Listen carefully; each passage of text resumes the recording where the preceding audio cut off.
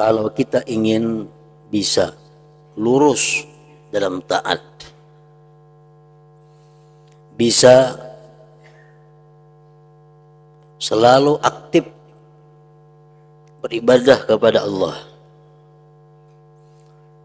itu jalan yang dipilih mesti adalah mengucilkan diri atau mengasingkan diri dari pergaulan. Ya salam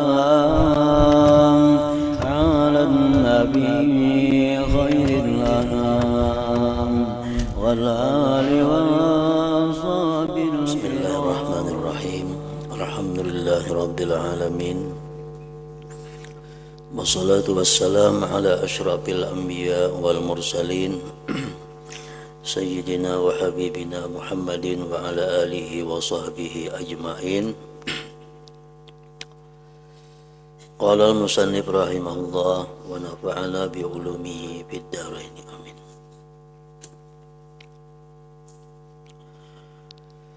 Orang-orang dahulu yang saleh-saleh, para salafus salihin, semoga Allah meridai mereka, telah sepakat, orang-orang saleh yang dahulu telah sepakat untuk memperingatkan para muslimin terhadap zaman fitnah dan ahlinya.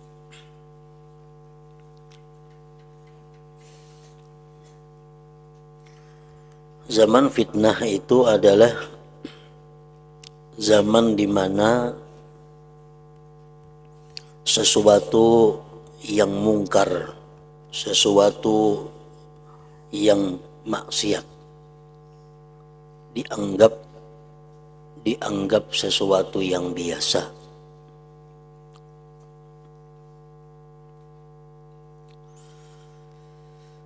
Sesuatu yang kebaikan, sesuatu yang sifatnya taat, itu dianggap memalukan.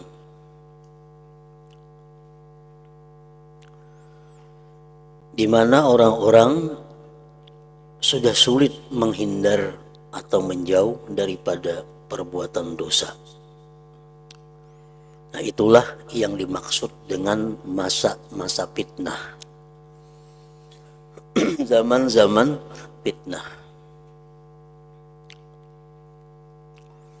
Perbuatan yang mestinya dijauhi, perbuatan yang mestinya aib, dianggap sesuatu yang baik, dianggap sesuatu yang terhormat, atau dianggap sesuatu yang biasa, padahal itu adalah munkarat, perbuatan maksiat.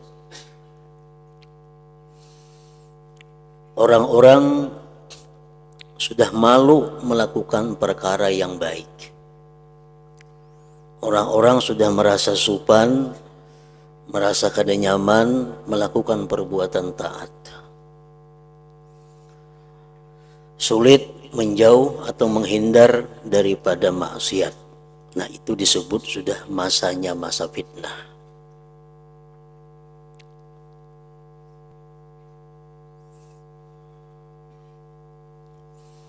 Orang-orang saleh yang dahulu, mereka mengingatkan kita terhadap masa fitnah itu. Artinya, satu saat nanti akan timbul masa, akan timbul zaman yang seperti tadi. Orang-orang dahulu itu memilih untuk mengucilkan diri dari pergaulan dan menyuruh uzlah. Apabila kita berada di masa-masa fitnah itu, maka para salafus salihin yang dahulu menyuruh kita untuk mengucilkan diri, meninggalkan bermasyarakat, meninggalkan bergaul, dan menyuruh kita untuk mengasingkan diri. Karena masa itu sudah masa di mana kita sulit untuk menghindar dari kejahatan, sulit untuk melakukan taat kepada Allah. Mereka juga saling berwasiat, saling berpesan dalam urusan uzlah ini.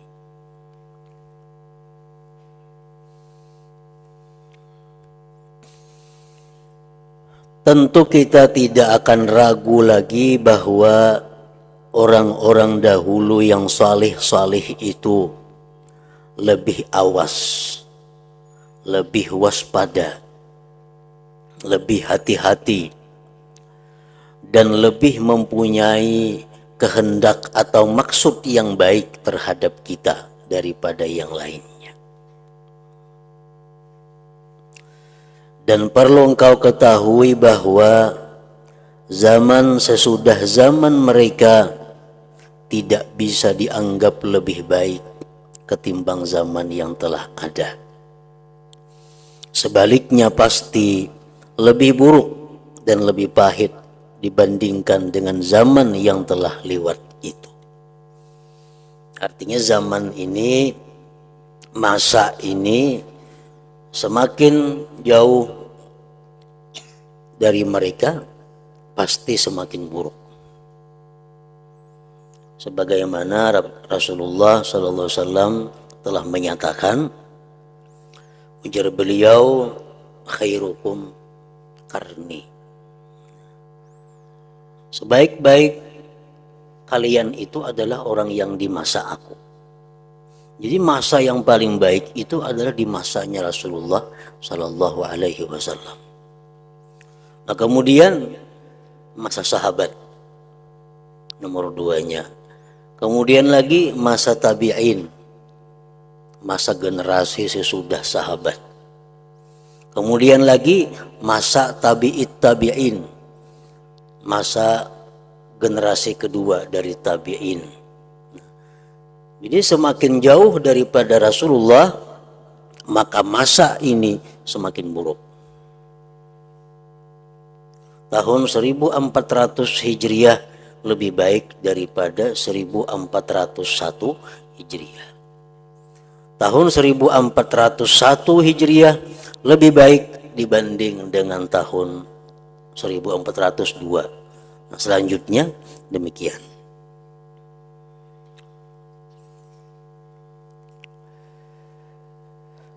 Apa yang kuterangkan ini, ujar pengarang nih, kudapatkan dari Yusuf bin Asbad. Kata beliau, aku pernah mendengar Imam Sufyan Ats-Tsauri berkata, demi Allah yang tiada Tuhan selainnya, di zaman ini, di zaman beliau, uzlah itu halal. Di zaman Imam Sufyan Tsauri, kalau ada khilaf itu abad kedua.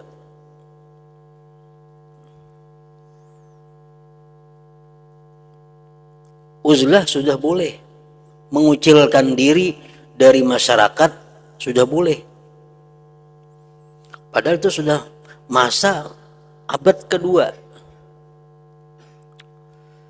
Sungguh jika uzlah halal di zaman Imam Sufyan Ats-Tsauri, maka di zaman kita ini, zaman Imam Ghazali, abad keempat kelima, uzlah bisa menjadi wajib dan fardhu ain. Bisa menjadi wajib dan fardhu ain.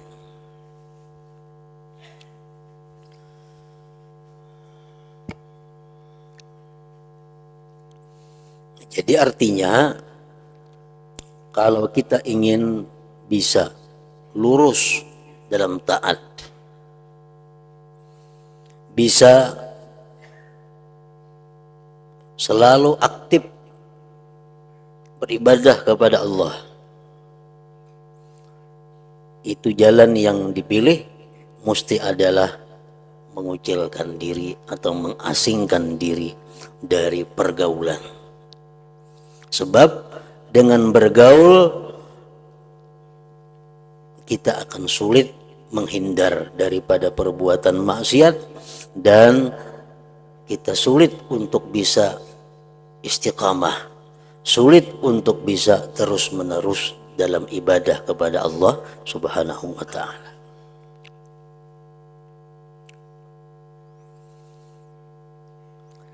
Diriwayatkan pula dari Imam Sufyan Ats-Tsauri, beliau berkirim surat kepada Abbad Al-Khawwas. Suratnya itu, amma ba'du. Engkau sekarang ini berada di zaman, di masa yang para sahabat Rasulullah Sallallahu Alaihi Wasallam dulu memohon perlindungan Allah agar jangan sampai sempat mengalaminya. Menurut apa yang kudengar, para sahabat itu mempunyai ilmu yang sempurna yang kita semua tidak memilikinya. Lalu bagaimanakah keadaan kita di saat kita mengalami zaman itu? Padahal kita tidak mempunyai ilmu seperti yang dipunyai para sahabat, dan sedikit sekali kesabaran kita. Sedikit pula orang yang mau membantu untuk melakukan kebaikan, serta keruhnya persoalan dunia dan rusaknya masyarakat muslimin.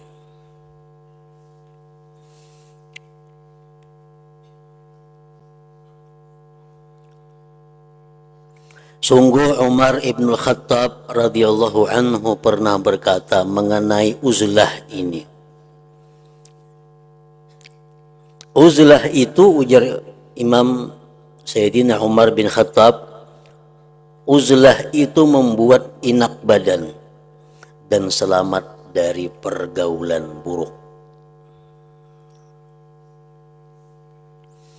Semisal perkataan ini, sebagaimana ulama membuat syair, hadza az-zamanu alladhi kunna nuhadhiruhu fi qawli Ka'bin wa fi qawli Ibn Mas'udi, dahrun bihil haqqu mardudun bi ajma'ihi wal-zulmu wal-baghyu fihi ghairu mardudi, a'mau asammu minal azmani multabisun fihi li iblisa taswibun wa tas'idun, indama hadha wa lam yahdus lahu ghiyaru lam yubka mayyitun wa lam yufrah bi mauludi. Artinya zaman ini adalah zaman yang kita telah diperingatkan dalam ucapan Ka'ab dan dalam ucapan Ibnu Mas'ud radhiyallahu anhuma.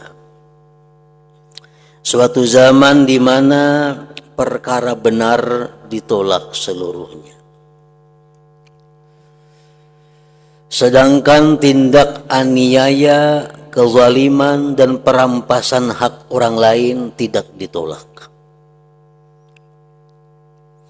Zaman ini adalah zaman yang buta, zaman yang tuli, zaman yang tiada jelas. Di zaman ini iblis naik turun. Jika zaman ini terus berlangsung dan tidak ada perubahan, maka tidak bakal ditangisi seandainya ada orang mati, dan tidak akan dirasakan sebagai kegembiraan bila ada orang dikaruniai anak. Nah, syair ini menerangkan apa yang dimaksud dengan masa, dengan zaman yang para sahabat berlindung kepada Allah agar jangan sampai bertemu dengan zaman itu. Zaman di mana yang benar itu sulit untuk diterapkan. bahkan ditolak. Sedangkan kezaliman, penganiayaan, perbuatan maksiat tidak ditolak, dianggap biasa. Zaman yang sudah buta, zaman yang sudah tuli daripada kebenaran. Nah, zaman itulah yang dimaksud dengan zaman fitnah, di mana kita bergaul kepada masyarakat pasti akan memperbuat dosa. Kita turun dari rumah, sulit menghindar daripada dosa. Kita berangkat ke pasar, sulit menghindar daripada dosa. Berangkat ke kantor, sulit menghindar daripada dosa. Berangkat kemanapun, sulit menghindar daripada perbuatan dosa. Nah, itu ngarannya zaman fitnah. Nah, zaman seperti itulah yang mana para sahabat berlindung agar jangan sampai menjumpainya. Dan mereka itu menganjurkan kepada kaum muslimin, bila sudah bertemu masa seperti itu, mereka menganjurkan agar beruzlah, agar mengucilkan diri daripada masyarakat.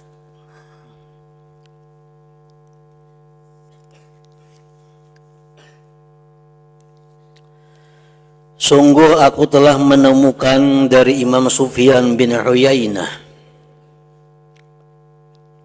beliau berkata, aku berkata kepada Imam Sufyan As-Sauri.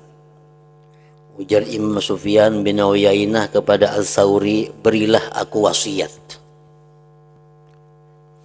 Sufyan As-Sauri berkata, persedikitlah mengenal manusia.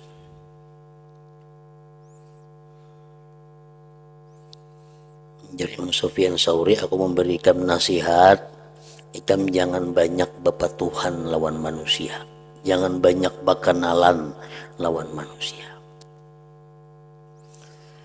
Aku Sufyan bin Uyainah membantah, semoga Allah merahmatimu, bukankah Nabi Muhammad SAW pernah bersabda dalam sebuah hadis, aksiru min ma'rifatin nas mastata'ta fa inna likulli mu'minin syafa'ah. Artinya, perbanyaklah mengenal manusia selagi kau mampu, sebab setiap orang mukmin itu mempunyai hak syafaat nanti di hari kiamat. Wahai Sufyan Sauri, engkau tadi berpesan kepadaku agar jangan banyak bepatuhan lawan manusia, jangan banyak berkenalan lawan manusia. Maka ujar Nabi, perbanyaklah bepatuhan lawan manusia, karena setiap orang mukmin itu ada mempunyai syafaat di akhirat. Ini bertentangan. Nah, Sufyan As-Sauri menjawab, kalau engkau menghadapi perkara yang engkau benci, tentu biasanya timbul dari orang yang kau kenal. Yang terbanyak yang menipu kita orang yang patuh. Orang yang terbanyak yang mengecewakan kita orang yang kita kenal, kawan kita, pepatuhan kita. Orang yang paling banyak menyakiti hati kita, pepatuhan kita. Orang yang kada kita kenal itu jarang mereka itu membuat kita kecewa. Orang yang kita kada patuh itu jarang menyakiti hati kita. Orang yang kita kada patuh itu jarang mengganggu kita.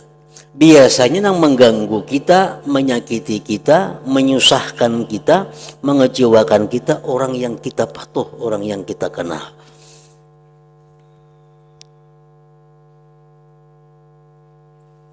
Nah, jadi artinya perbanyaklah mengenal manusia, karena bagi setiap orang beriman itu syafaat. Ini maksudnya adalah di masa-masa yang baik. Kalau kita hidup di masyarakat yang baik, masyarakat yang baik itu adalah masyarakat yang mengamalkan hukum Allah. Nah, kita hidup di masa itu, ayo kita banyak-banyak patuh, banyak-banyak kenal dengan mereka. karena mereka mempunyai syafaat nanti di akhirat. Tapi kalau kita hidup di masa fitnah, di masa di mana kita sulit berbuat taat bila bergaul dengan masyarakat, nah di masa itu sebaiknya kita adalah mengurangi kenalan, mengurangi patuhan, karena setiap kenalan patuhan itulah yang nantinya akan mengganggu, mengecewakan kita. Nah jadi masalah uzlah ini bukan kita mengucilkan diri misal ke tempat sunyi saurangan, kada, bukan itu dimaksud uzlah. Misal di kampung kita ini sudah masyarakat rusak,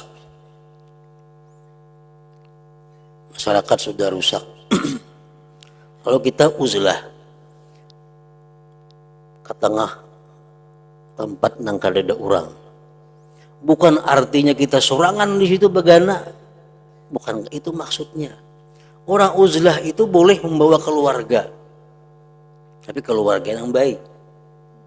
Boleh membawa kawan, tapi kawan yang baik. Kawan yang baik itu antara dua. Disebut kawan itu baik adalah satu, kawan itu mengingatkan kita bila kita lalai kepada Allah. Kawan itu menolong kita bila mana kita berbuat sesuatu kebaikan dan mencegah kita bila mana berbuat kejahatan. Itu kawan yang baik. Nah, kawan yang seperti itu baik. Yang kedua, kawan yang baik itu adalah kawan yang mau menerima apa nasihat kebaikan dari kita. Jadi antara dua tuh. Nang kita kawani ini, nang boleh kita bawa dalam beruzlah itu kawan, keluarga boleh, tapi antara dua tadi. Nang kawan itu bisa mengingatkan kita kalau kita lalai, kalau kita memperbuat kesalahan, dan mendukung kita kalau kita berbuat kebaikan. Yang kedua, kawan ini kada bisa menegur kita, ini kada bisa mengingatkan kita, tapi kalau kita nasihati, inya memakai. Kalau kita beri arahan, inya menuruti. Nah, itu kawan atau keluarga yang baik. Nah, terhadap orang-orang seperti ini, itu boleh kita bawa uzlah. Misal orang 10, orang 20, orang 30 berangkat meninggalkan masyarakat yang sudah kacau. Berangkat ke daerah yang kadada pergaulan. Di situ membangun suatu kampung, membangun sesuatu peristirahatan untuk menghindarkan diri daripada kejahatan-kejahatan. Nah, walaupun 100 ke orangnya, tapi orang yang kita bawa uzlah itu adalah orang yang sifatnya kayak tadi. Kalau kita salah, inya menegur. Kalau kita baik, inya mendukung. Atau kada bisa kayak itu, tapi kita beri nasihat, inya menurut. Nah, itu dibawa uzlah. Jadi uzlah bukan saurangan berangkat ke tengah hutan umpamanya menyendiri, bukan itu dimaksud dengan uzlah ini.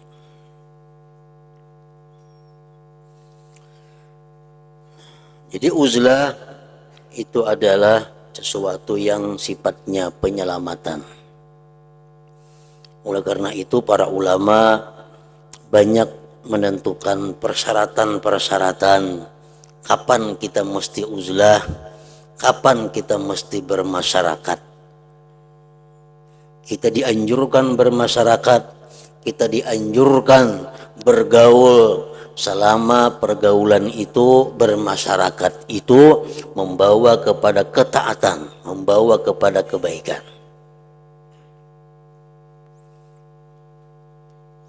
Kalau kampung kita baik umpamanya, masyarakat kita ini baik, di kampung kita itu berbuat ibadah nyaman, di kampung kita itu berbuat taat nyaman, di kampung kita itu jarang orang-orang melakukan maksiat secara terbuka.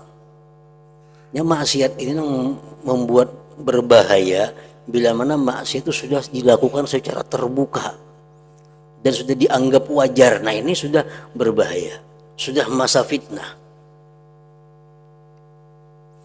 Nah, di zaman dahulu 60 tahun, 50 tahun, 40 tahun telah lalu, kisah orang-orang Bahari itu di Nagara contohnya. Nah di Nagara itu kalau bebinian tuh, di situ ada rumah, ada kayak wahini bewisi-wisi di rumah. Bila kaparluan tuh kabatang banyu. Nah, jadi kalau bebinian itu hendak kabatang, bakal kamban menutup aurat. Karena apa kakamban lu tagugur, kada sengaja. Kakamban lu tagugur, kelihatan rambut. Binian tadi bebulik ke rumah, bebulan-bulan kada turun, malu supan. Nah ini masa yang luar biasa, bagus.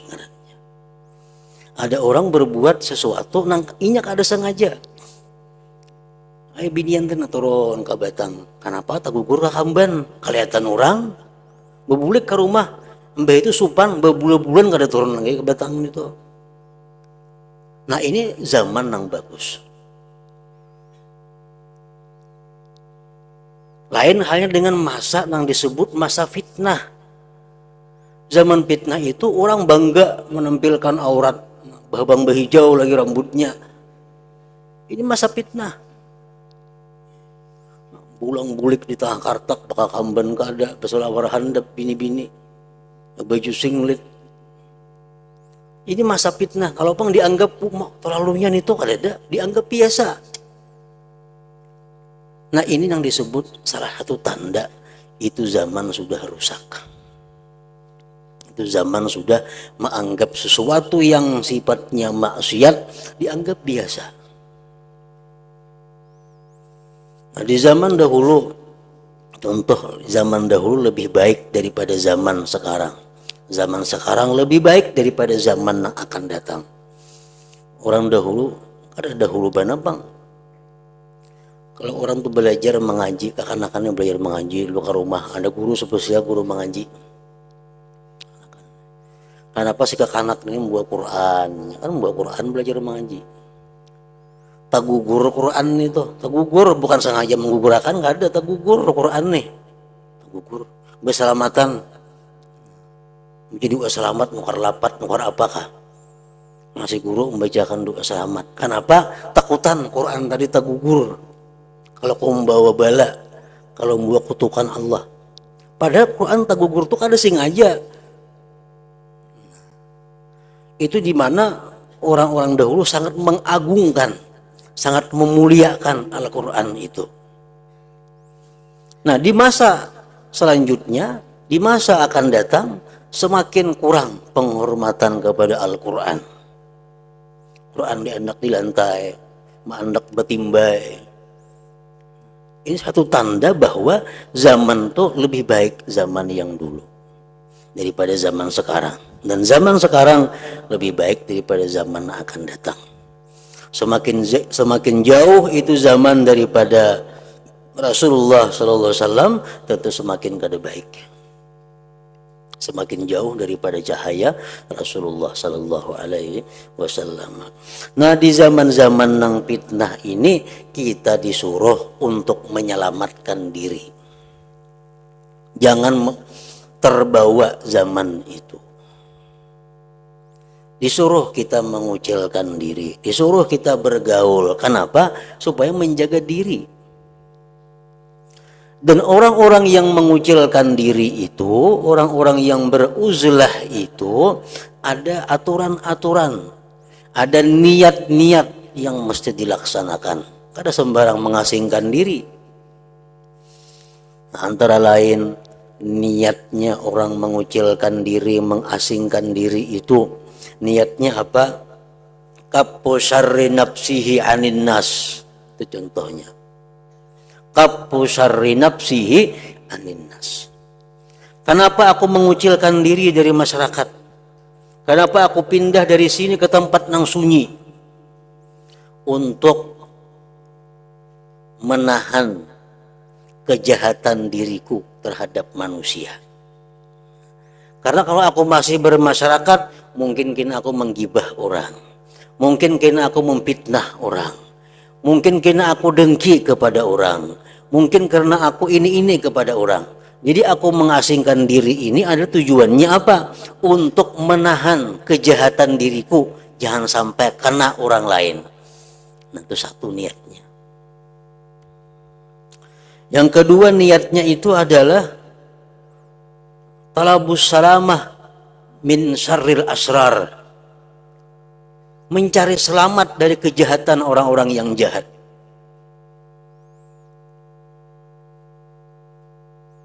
Mencari selamat dari kejahatan orang-orang yang jahat.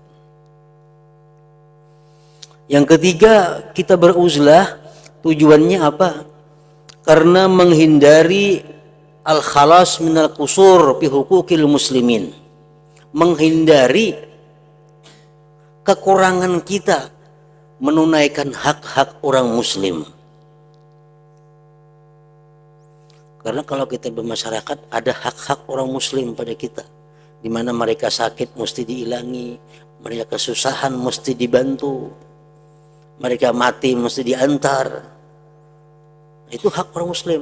Jadi aku uzlahnya adalah untuk supaya selamat daripada ketidakmampuan diriku menunaikan hak-hak orang Islam. Nah, yang keempat, uzlah itu adalah tujuannya apa? Untuk bisa meluruskan, mengaktifkan, merutinkan ibadah. Bila aku masih bergaul di masyarakat, ibadahku kadang-kala rutin, ibadahku kadang-kala terus menerus karena banyak gangguan macam-macam. Nah, dengan beruzlah itu, maka ibadahku kuharapkan bisa istiqamah. Nah, itu niat yang kita bawa dalam uzlah.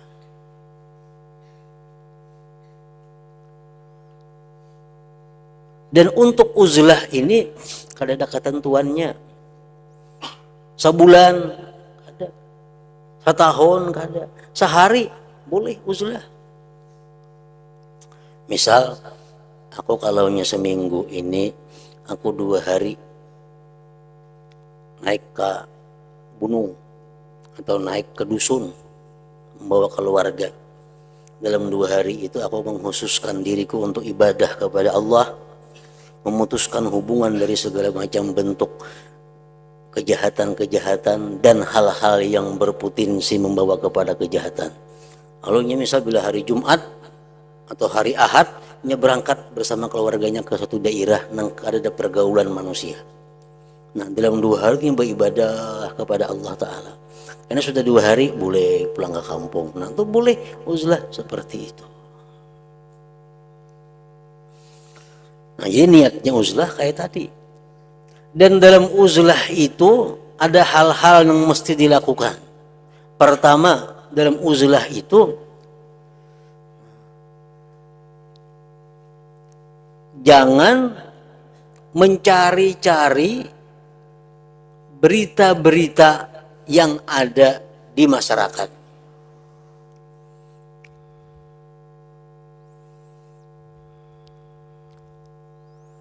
Nah, uzlah misalnya tapi membawa TV, nah kada kawa uzlah nih tuh. Nyetel berita kayak nyetel apa di TV. Itu kan harus uzlah. Orang uzlah itu jangan hendak mencari berita dari masyarakat. Supaya apa? Supaya ibadah jangan terganggu. Kalau banyak berita, ibadah jadi kada terurus lagi. Jangan mengaktifkan handphone. Kalaunya beruzlah itu, masih membuka handphone di kampung, apa ganda?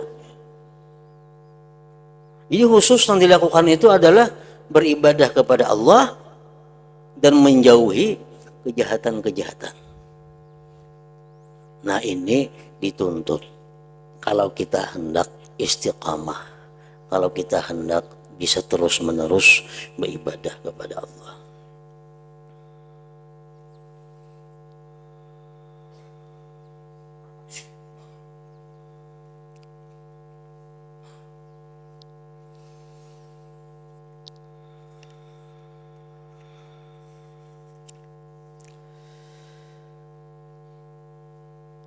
Sufyan Ats-Tsauri menyahut tadi, kalau engkau menghadapi perkara yang engkau benci, tentu biasanya timbul dari orang yang kau kenal. Aku Sufyan bin Uyainah membenarkan apa yang dikatakan oleh Imam Sufyan Ats-Tsauri itu. Sesudah Sufyan Ats-Tsauri wafat, ujar Ibnu Uyainah tadi, aku bermimpi bertemu beliau dan aku berkata, wahai Sufyan Tsauri, berilah aku wasiat. Sufyan Tsauri lawan Sufyan bin Uyainah ini hidup satu masa dan sama-sama ulama besar, dan masing-masing itu guru dan murid. Sufyan Tsauri ini mengaji lawan Sufyan ibnu Uyainah, Sufyan ibnu Uyainah pun ada mengaji juga lawan Sufyan Tsauri. Jadi satu masa.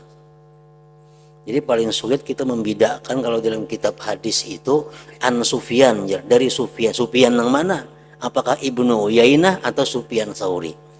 Nah, kalau kita kadang mempunyai syarah kitab hadis, ini Sufyan Tsauri, ini Ibnu Uyainah. Karena beliau hidup satu masa dan sama-sama ahli hadis dan sama-sama pernah berguru bermurid. Sufyan Tsauri pernah mengaji dengan Ibnu Uyainah, sebaliknya pun itu juga. Nah, ujar Sufyan bin Uyainah, begitu Sufyan Tsauri ini wafat, aku bermimpi bertemu beliau dan aku berkata, berilah aku wasiat, berilah aku pesan, berilah aku nasihat. Ats-Tsauri menjawab, persedikitlah mengenal manusia selagi engkau mampu. Jangan hendak berkenalan, sedikiti kenalan itu. Ini kalau kita hendak menyelamatkan agama yang ada pada diri kita khususnya. Kalau kita hendak bisa meluruskan ibadah kita, sedikitilah kenalan. Karena melepaskan diri dari orang-orang yang sudah dikenal itu berat sekali. Kalau sudah patuh, ngalih maampihi patuh, awalah. Sudah kenal, awalah maampihi kenal, kan awal lagi. Tapi kalau orang belum kenal, kan ada jadi masalah. Berkenalannya nyaman aja. Kita tuh belum patuh lawan orang itu, anak bapak Tuhan, gampang aja. Tapi kalau sudah patuh, maampihi kayak apa? Ada kawal lagi. Nah, tapi patuh.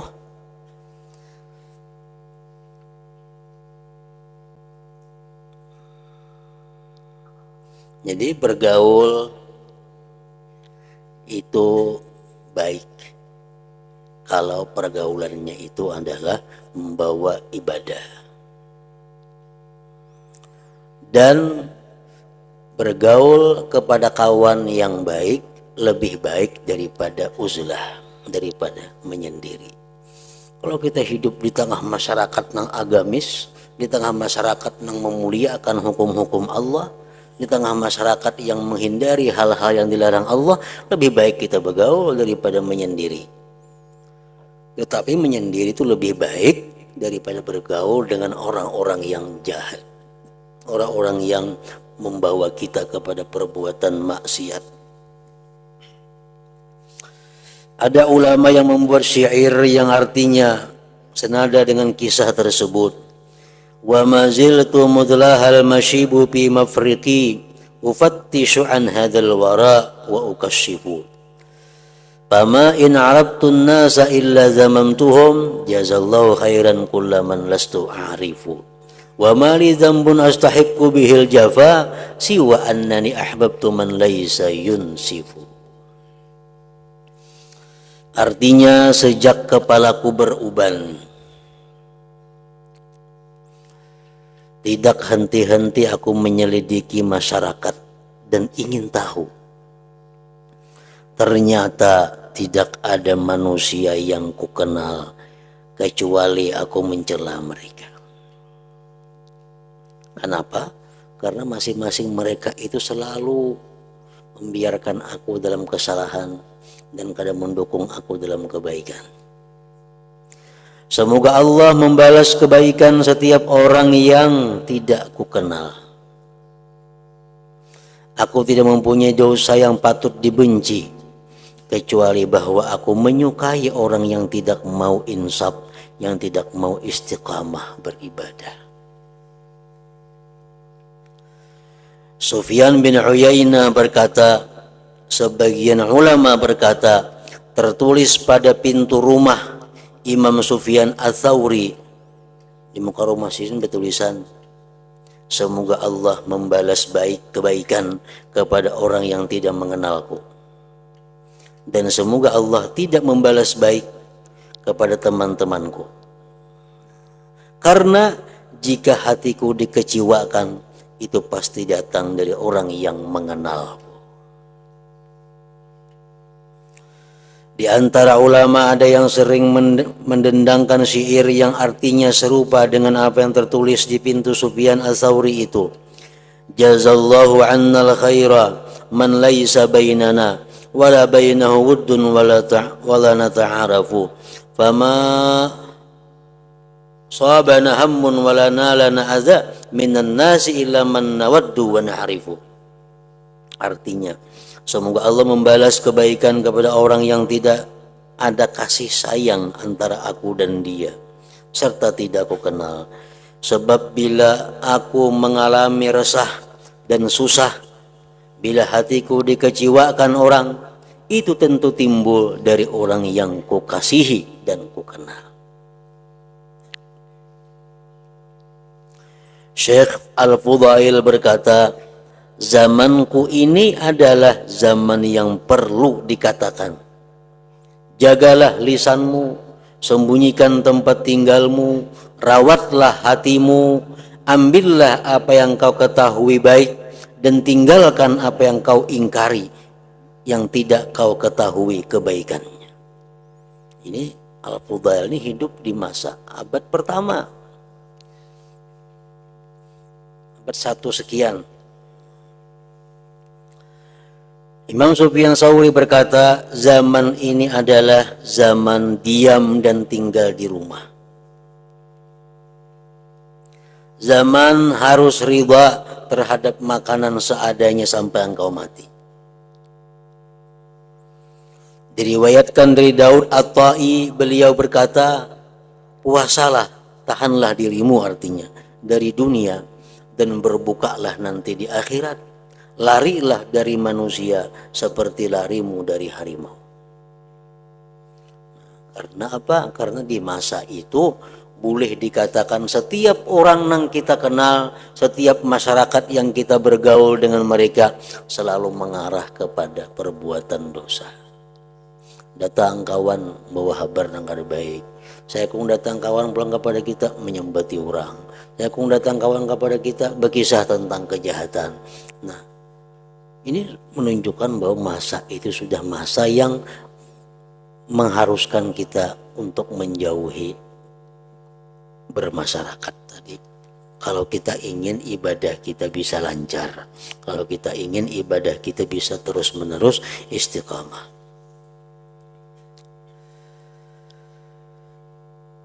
Kemudian diceritakan dari Abu Ubaidah,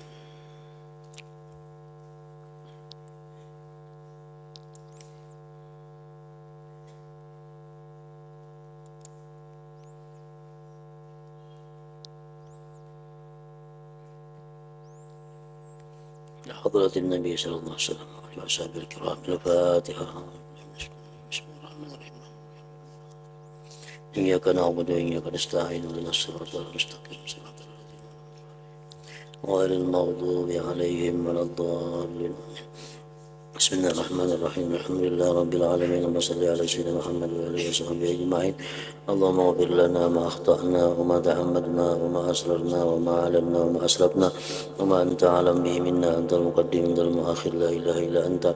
اللهم انفعنا بما علمتنا وعلمنا ما ينفعنا وزدنا فهما وعلما وعملا وهدى وتوفيقا برحمتك يا أرحم الراحمين. صلى الله على سيدنا محمد وعلى آله وصحبه وسلم.